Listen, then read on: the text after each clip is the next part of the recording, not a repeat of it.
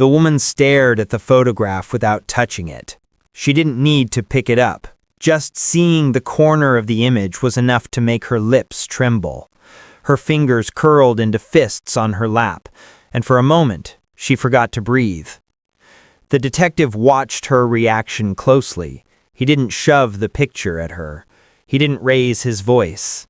He let her sit in silence and feel the weight of what was on the table.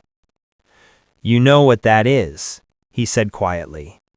Her eyes flicked up for a second, then dropped again. "I don't want to look at it." "I understand," the detective replied, "but pretending it's not there doesn't change anything. Talk to me. Tell me how things really started. From the beginning this time, not the edited version." She pressed her lips together, her jaw working like she was chewing on words she didn't want to say. Finally, she let out a long, shaky breath. "We were arguing," she began slowly. "It wasn't supposed to be a big deal. It started like all the other arguments, small, stupid, over something that doesn't even matter now. Third person or not, anyone watching the video could feel what she felt. The tension, the shame, the way small problems can grow into storms." She looked at her hands as she spoke. "It was about time, about attention, about money. It was about everything, really. Every little thing that had been building up for months. I felt like I was carrying all the weight alone, and every time I tried to talk about it, it turned into another fight." The detective nodded slowly, inviting her to keep going. "I said I needed space. I just wanted quiet. I wanted the noise to stop, the shouting, the blaming, the going in circles. I was tired of feeling like the bad one all the time." Her voice thickened with emotion. She blinked fast, trying to stop the tears. The camera caught the way her face tightened, the way her nose reddened, the way she swallowed hard between sentences. "So what did you do?" the detective asked gently. "I walked away. I went to another room. I closed the door. I thought if I just shut the door, everything would calm down." She shook her head slowly. "But it didn't. The shouting followed me, the knocking on the door, the pushing, the questions. Why are you walking away? Why aren't you talking?" She rubbed her temples as if the memory gave her a headache. She said, "I felt trapped. It sounds stupid now, but in that moment it felt like I was locked in with no way out. Not physically, but in my mind. Like, no matter what I said, it would be wrong." The detective leaned forward just a little. "So your mind started racing?" "Yes," she whispered. "My heart was pounding. I felt dizzy. I couldn't think straight. I just kept thinking, I need this to stop. I need this to stop right now." The detective's tone stayed even. "You keep saying that. I needed it to stop. What did you do to make it stop?" She flinched at the question. Her foot bounced under the table. Her hands found each other and twisted tightly. She said, "I left the room again. I tried to cut off the argument. I tried to distance myself. I thought if I put space between us, everything would calm down eventually." "And did it?" the detective asked. She paused for a long time. Her eyes found the camera in the corner for the first time, and she seemed to realize how many people might one day watch this moment. "No," she finally said. "It got worse. I made choices I can't take back. Stupid, selfish choices. And now I'm here, and you're asking me to explain something I don't even fully understand myself." The detective let that sit in the air. "You understand enough to know it was wrong," he replied. "Yes. I know that now. I knew it as soon as everything went quiet." The detective's gaze sharpened. What do you mean by everything went quiet? Her eyes filled again. She looked down at the photograph, then away. That's the part you're not going to forgive. That's the part where everything changed. The detective moved the photograph closer, just a few inches. Then this, he said softly, is exactly where we need to start next. The woman's eyes stayed locked on the photograph like it was a mirror showing a version of herself she didn't want to see. Her chest moved up and down quickly, her breathing shallow. She didn't touch the picture. She couldn't. The detective let the silence sit between them, giving her room to speak but not to run from the truth. "You keep saying things went quiet," he said softly. "I need you to explain what that means." She pressed her lips together, thinking. It was clear she was choosing each word carefully, trying not to say the one sentence that would make everything sound worse than it already did. "It means there was no more shouting," she finally said. "No more arguing, no more banging on doors, no more questions, just silence." The detective tilted his head slightly. "And that silence, did it feel like relief? Or did it scare you?" Her eyes filled with tears she had been holding back since she walked into the room. "At first, it felt like relief. I thought, finally, it's over. Finally, I can breathe. But then, the longer it stayed quiet, the heavier it felt. It stopped feeling peaceful. It started feeling wrong." She clenched her hands together so tightly that her knuckles turned pale. "I told myself it was fine. I told myself they just needed time to cool off. They'd stop talking to me for a bit, and then later we'd figure it out like we always did. I believed that. I wanted to believe that." The detective's eyes narrowed slightly, not in anger, but in focus. "How long did you wait before you checked?" Her gaze flickered to him, then down again. "Too long," she whispered. "Much too long." He wrote something down, his pen gliding over the paper. The scratching sound made her even more nervous. She shifted in her seat, her leg bouncing under the table. "You understand," the detective said slowly, "that what you did or didn't do during that time matters just as much as what happened before it went quiet." She nodded weakly. "I know." He leaned forward slightly, his voice still calm. "Walk me through that time gap. After things went quiet, what did you do?" Her shoulders rose and fell in a shaky breath. "I paced, back and forth. I went from one room to another. I kept telling myself, give it a minute, give it 10 minutes, give it longer. I turned on the TV to drown out my thoughts, but I couldn't focus on anything. Every sound bothered me, even the silence bothered me." "You didn't check?" he asked. Her eyes glistened. "I was scared of what I might see. If I checked and everything was fine, then it meant I was overreacting. If I checked and it wasn't fine, then it meant I had let it get that far." The detective watched her, seeing the battle inside her. "So you chose not to know?" he said gently.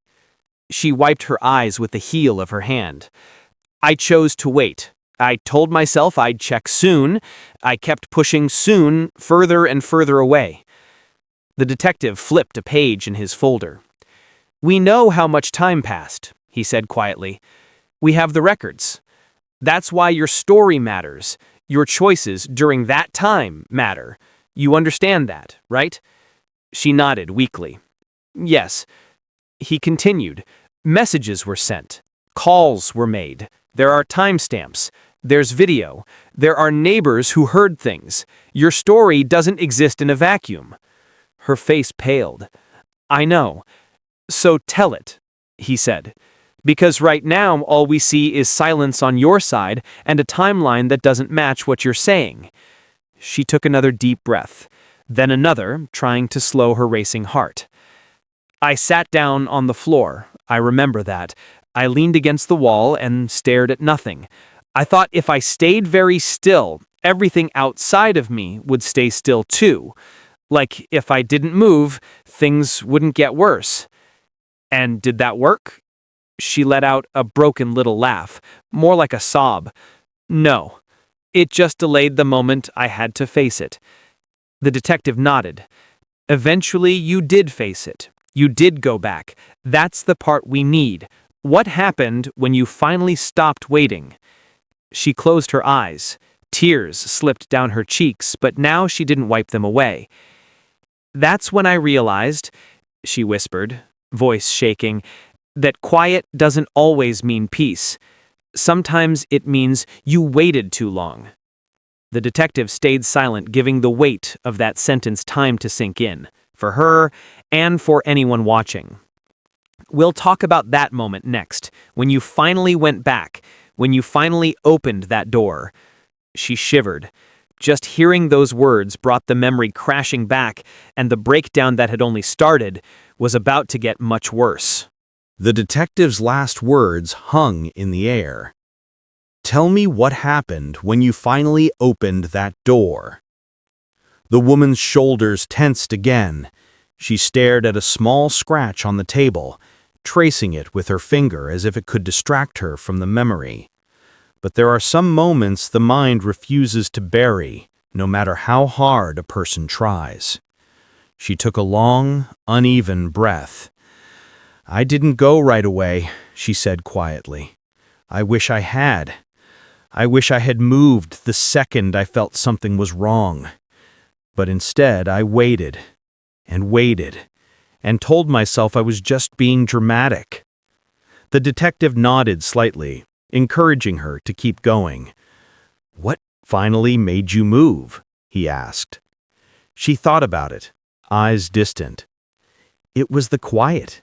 At first it felt like a break, then it started feeling like a wall, too thick, too heavy. I was listening, not for shouting anymore, but for anything. A voice, a step, a sound. I got nothing. She closed her eyes for a second, then opened them again, forcing herself to continue. Something in my stomach dropped. It felt wrong, like the kind of silence you get when the power goes out in a whole neighborhood. It's still, but in a bad way. That's when I knew I couldn't avoid it anymore. The detective sat still, 10 resting in his hand, but not moving. He knew better than to interrupt now. I stood up. My legs felt weak. I remember that. Like they weren't sure they wanted to work. I told myself, it's fine. You're overreacting. You're just anxious. But every step down that hallway felt heavier. Her hands were shaking now, her fingers twisting together. I reached the door, and I just stared at it. My hand was on the knob, but I couldn't turn it. I kept thinking, once you open this, you can't unsee what's on the other side. Whatever is there becomes real. She let out a shaky exhale. I almost walked away. I almost turned back. But you didn't, the detective said quietly. She shook her head. No, I finally opened it. She paused, looking down at the table as her throat tightened. She didn't describe what she saw in detail. She didn't need to. The way she curled in on herself told the story all on its own. There was no shouting. There was no movement. No sound. Just stillness. That's when the relief disappeared, and the panic hit me all at once. The detective spoke softly. What did you do then? I froze, she admitted. I know that sounds terrible, but I did. I just stood there, staring. My mind couldn't catch up. It was like my body was there, but my brain hadn't arrived yet. Her voice cracked. I kept thinking, no. This isn't happening. This can't be happening. Her eyes grew glassy again. She swallowed hard. Then everything inside me switched. The numbness turned into full-blown panic. My heart was racing. I felt sick. I started moving around, touching things, talking out loud to myself like that would change reality. I kept saying, "Wake up, just wake up." The detective's eyes never left her face. "And after that?" he asked. "I didn't think clearly. I didn't act like a calm, responsible person. I acted like someone who wanted to erase the moment. I know how that looks. I know what it makes me seem like. I tried to fix something that couldn't be fixed." She took another breath, her voice turning hollow. "I should have called for help the second I knew something was wrong. I should have done the right thing right away, but I didn't. I panicked. I worried about myself. I worried about what people would think of me. I worried about everything except the one thing that really mattered." The detective wrote a few more notes, then set the pen down. "Do you understand," he asked gently, "why people watching this, reading the reports, might think you cared more about yourself than about what happened?" Tears spilled over now. She didn't try to hide them. "Yes," she said, "and they're not wrong to think that. That's what hurts the most. I didn't set out to be that person, but in that moment, that's exactly who I was." The detective nodded slowly. "This is why we're here, to understand not just what happened, but why you chose what you chose after it happened." She sniffed, wiping her face with the sleeve of her shirt. The breakdown wasn't dramatic or loud. It was quiet, tired, full of regret. "I can't change it. I wish I could. If I could go back to that hallway, to that door, I would open it sooner. I would act sooner. I'd do everything differently." The detective looked at her for a long moment. Part of accepting what happened is owning not just the moment itself, but every choice before and after. She nodded, eyes red and distant, and now there was only one part of the story left. Why she made those choices, and what she wanted from this interrogation now.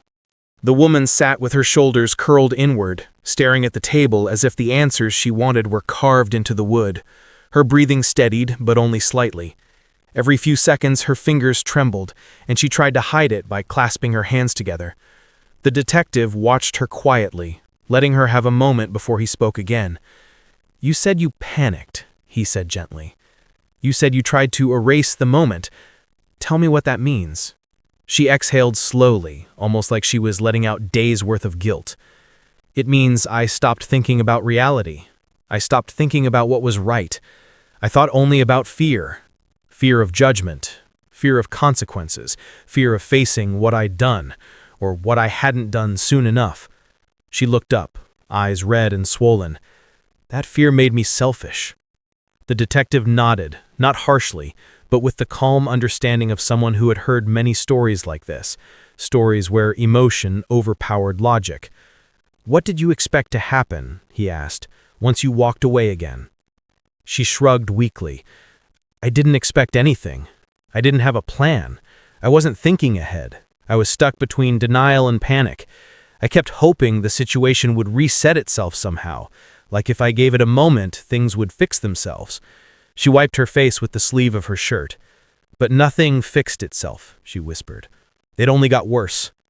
The detective leaned forward, placing his hands flat on the table. His voice remained soft.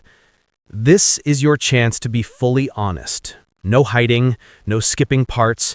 People watching will judge you based on the truth you share today." Her gaze drifted to the camera in the corner again. She knew this recording would follow her everywhere. She could feel its presence like a spotlight. "I know I'm going to be judged. I know people will say I didn't care, or that I acted like a coward. Maybe they're right. But I swear I wasn't trying to hurt anyone. I was just overwhelmed. Too overwhelmed to think clearly." The detective tapped the folder lightly with his fingertips. "Then tell me," he said, "what brought you out of that panic? What made you finally stop trying to deny what happened?" She closed her eyes, remembering. When she spoke again, her voice was quiet and small. It was the realization that nobody else was coming. No friend, no neighbor, no stranger was going to walk in and magically fix everything. I was alone, and the silence wasn't going to change unless I changed it. She let out a shaky breath. I sat there on the floor for a long time. Then I told myself, you have to face this, right now. You have to stop hiding. So I got up. My legs were shaking, my hands were shaking, but I knew I had to deal with what I had been avoiding. The detective nodded slowly. That's when you made the call. She nodded back. Yes, that was the moment I stopped lying to myself, the moment I realized the situation wasn't about me anymore. It wasn't about fear or shame. It was about the truth and what I should have done from the start. A long pause settled between them. The detective finally closed the folder. You understand, he said softly, that the decisions you made after the argument, after the silence, after you opened that door, will all be part of this case. People will ask why you waited, why you panicked, why you didn't act sooner. I know, she whispered, and I don't have excuses, only regret. Her voice broke again, softer now, almost drained. If I could take even 1 hour back, I would. The detective sat back, letting her words settle. The camera continued recording, capturing her raw honesty, her fear, her remorse. This interview is not just about responsibility. It's about understanding. And today, you finally let us understand. The woman lowered her head, tears falling freely now. Not loud, not dramatic, just quiet acceptance. The detective stood, signaling the end of the session. As he walked toward the door, he paused and looked back at her. The truth doesn't erase what happened, but it does tell the world who you chose to be today. She nodded, broken, exhausted, but honest. And for the first time since the interrogation began, the silence in the room didn't feel like fear. It felt like the beginning of consequences, and maybe, in some distant way, the beginning of closure. The interrogation room was colder than it looked. A metal table, 2 chairs, and a small camera blinking in the corner were the only things inside. When the accused woman was led in, she moved slowly, as if every step felt heavier than the last. Her shoulders were tense, her eyes tired, and she kept rubbing her hands together like she was trying to warm them. The detective entered a moment later. He didn't slam the door or bark orders. He walked in calmly, almost politely, but his eyes were sharp. He had the look of someone who knew far more than he planned to say. He took his seat across from her and placed a thin folder on the table, deliberately, like he wanted her to notice. During the first 5 minutes, nothing loud happened, but the silence itself created tension. The woman glanced around the room, avoiding the detective's eyes. She breathed too fast, as if she had run to get there. Her fingers tapped the edge of the table in a nervous rhythm. The detective folded his hands and spoke softly. Before we start, I want to understand your side. Just talk to me. No pressure. His voice was calm, but she wasn't fooled. She lifted her eyes slowly, and the fear in them was hard to hide. She tried to force a smile, but it came out shaky. I didn't mean for things to turn into this, she muttered. That was the hook. The detective didn't ask about guilt. He didn't ask what happened. He simply asked, "What do you mean by this?" Her eyes darted away again. She tugged at her sleeves, shifted in her chair, and took a deep breath that quivered at the end. It wasn't supposed to get out of control, she said. I just needed a break. I needed everything to stop for a while. That's it. I wasn't trying to hurt anyone. The detective leaned back, studying the way her hands trembled. You keep saying you wanted everything to stop. What was happening that made you feel that way? She swallowed hard. Everything felt too loud, too much. I just wanted peace. The detective nodded. But that's not what happened, is it? That sentence broke the room open. Her breath stalled. She looked at the detective as if he had read her mind. Her shoulders curled inward. The camera captured it all. The way her face tightened, the way her knee bounced against the chair leg, the way she tried to keep her voice steady but failed. She wasn't thinking straight. I was overwhelmed, you know? Everyone gets overwhelmed. People snap. People make mistakes. The detective's tone stayed gentle. Mistakes come in different sizes. I need to hear yours. She shook her head, gripping the sides of her chair. I don't think you'll believe me. He slowly opened the folder, but he didn't reveal what was inside. Not yet. The sound of the paper shifting was enough to make her flinch. I believe people more when their stories make sense. Right now, yours doesn't. Her eyes closed tightly. A tremor ran through her like she wanted to rewind time. She pressed her palms to her face, breathing shakily, then looked up with watery eyes. If I explain everything, it's going to sound bad. The detective leaned forward. Truth usually does. That was when her composure started slipping. Her voice broke, her shoulders dropped, and for the first time since entering the room, she looked like someone who understood the seriousness of the moment. I didn't try to hide what happened. I just didn't want it to be real. The detective gently slid a photograph toward her, but pushed it only halfway across the table, enough for her to see the edge. Her expression changed instantly. Whatever was in that photo wasn't just evidence. It was the piece of the story she had been terrified to say out loud, and now she had no choice.